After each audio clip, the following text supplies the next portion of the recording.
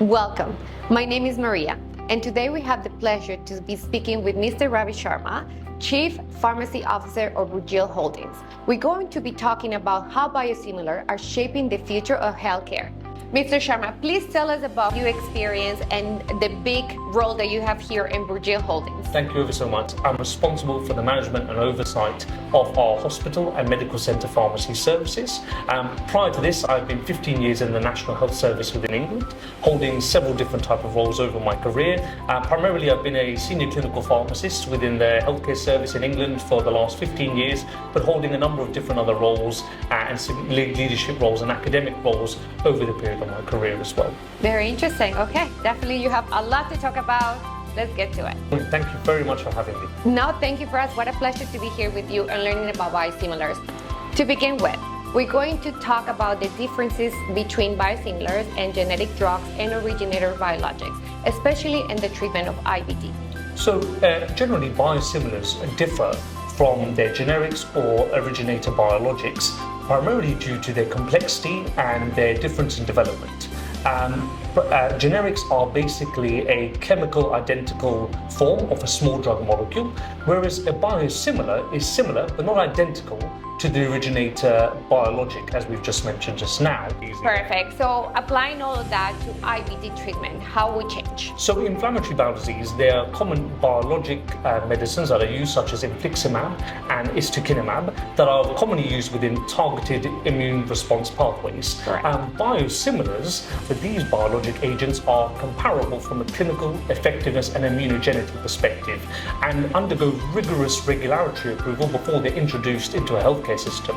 They actually undergo more extensive comparative studies from a structural functional perspective in comparison to generics, and they are as effective clinically, robustly, as the originator biologic, as we've just discussed now. So biologics are transformative in the healthcare sense because not only are they cost effective, they're able to be more accessible for patients and enable a much more sustainable way of healthcare system delivery without compromising clinical outcomes.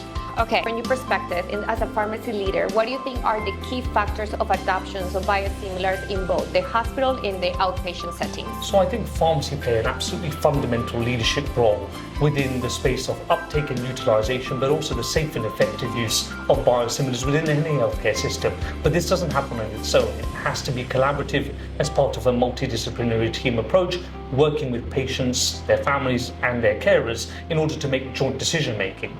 I think there's a number of factors that can enable this in particular. If I take it from a perspective of good stakeholder engagement, communication, and education around the utilization of biosimilars, what they bring, their clinical effectiveness, their safety effectiveness is absolutely crucial to get that message across to physicians and to patients, most importantly. Secondly, I believe there needs to be really robust clinical governance structures in place and policies and guidances, and also a really robust medicine formulary for an organization to follow to make decisions about the utilization of biosimilars more transparent, more open, more honest, and to ensure that there's a reduced variation and equitable access to these very innovative treatments that are available within the region and within our healthcare ecosystem. I think thirdly, it's about implementation. But implementation, as I mentioned, is not done by just pharmacy on its own. It's about collaborative implementation of the utilization of biosimilars. That involves IT teams, procurement teams, other healthcare professionals, because this is about ensuring you get sourcing of the medicines appropriately, but making sure that you can prescribe biosimilars within your electronic medical record and there aren't any disruptions in patient healthcare by giving them that access. The fourth bit is about tracking impact. So I think pharmacy play a really important role in ensuring that we track the utilization of biosimilars in real-life patients, showcasing their safety and effectiveness, and using case studies to build confidence with doctors and patients as alike. And lastly, I think it's about being able to demonstrate the impacts from a clinical, financial, and operational perspective and celebrating those and showcasing those in a positive light, but also thinking about how you develop a service. So the efficiencies that might be made from the use of biosimilars from a cost reduction perspective can be reinvested back into your healthcare service to build it, to tailor medicines for patients with chronic conditions such as IBD or oncology or rheumatology, for good example. Okay, perfect. So that sounds very smooth if you go it that way, but obviously there's going to be some challenges in adopting the biosimilars into patients and into the physicians. Yes. And how can the pharmacy teams help overcome these challenges so they get adopted in an easier way? So I personally believe that, I often find barriers an interesting question. I think it's more about some challenges that happen. These are big change management programs when you're introducing advanced biologic treatments into healthcare systems or innovative therapies. We are very, being humans, we're very used to a standardized way of an approach to things. And when you introduce something new, it's a big change thing. So for me, I think it's really about building confidence, trust, and ensuring that people feel empowered to be able to prescribe these type of agents properly, but also patients feel confident to be able to utilize them. And from a personal perspective, it's all about engagement, education, good communication, demonstrating the clinical effectiveness of these medicines, and as a human, being empathetic to people. From a doctors and physician perspective, we've been blessed at Burjeel Holdings that we have fantastic doctors across our organisation that really advocated for the use of biosimilars. Mm-hmm. But from a patient perspective, it's about the uncertainty. Correct. This is about your chronic condition that you live with. And some of these chronic conditions are really hard to live with, actually. And so there'll be concerns about, if I switch from this medicine to this medicine, will it still have the same benefit? Correct. And I think that empathetic approach is desperately needed within any of these transformations, and bringing people that under our care at the heart of what we do. So from a pharmacy leadership perspective, it's absolutely critical around this. And as I mentioned earlier, just initially, it's about firstly education. Good clinical, effective evidence-based education and support for physicians and patients in relation to what they're doing. Secondly, it's about shared decision making. Doctors can't be predicated to be able to make all the decisions. Actually having a pharmacist that they can engage with, talk to about clinical scenarios, case studies, understanding the patient's demographics and physiology, and being able to make those joint decisions, I think, is fundamentally valuable as well, particularly in this change management opportunity process. Looking at the data I mentioned earlier about showcasing outcomes, building confidence about the use of these agents.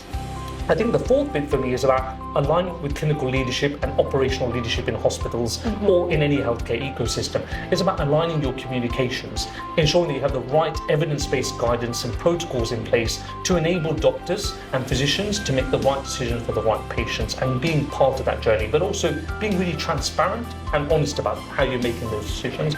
And the lastly, the fundamental thing is how you're supporting patients. I believe pharmacy play an absolute pivotal role in medicine counselling, support and advice for patients. Without patients, we are nothing in a healthcare system.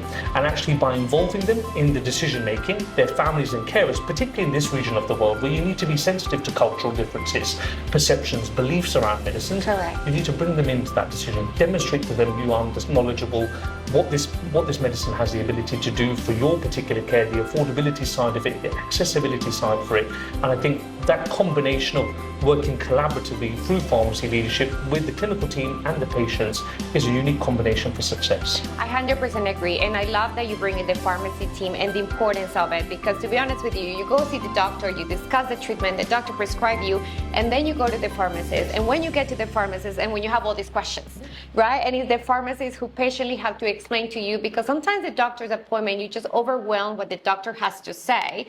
But when you go and collect your medicine is when you're like, how often do I take this again? And what is it going to do to me? So I think the pharmacist definitely will play a very important role into delivery, the treatment of biosimilars. I think so. And I think for me, what I've noticed here at Burjeel Holdings is that from a pharmacy acts as a linch point between policy and practice. Pharmacy will play an absolutely pivotal role in the safe and effective use of biosimilars, but also its uptake. And we've seen huge uptake in relation to gastroenterology, rheumatology and oncology within all of our organisation, thanks to the leadership of doctors, pharmacists, nursing and patients all working collaboratively together around this agenda.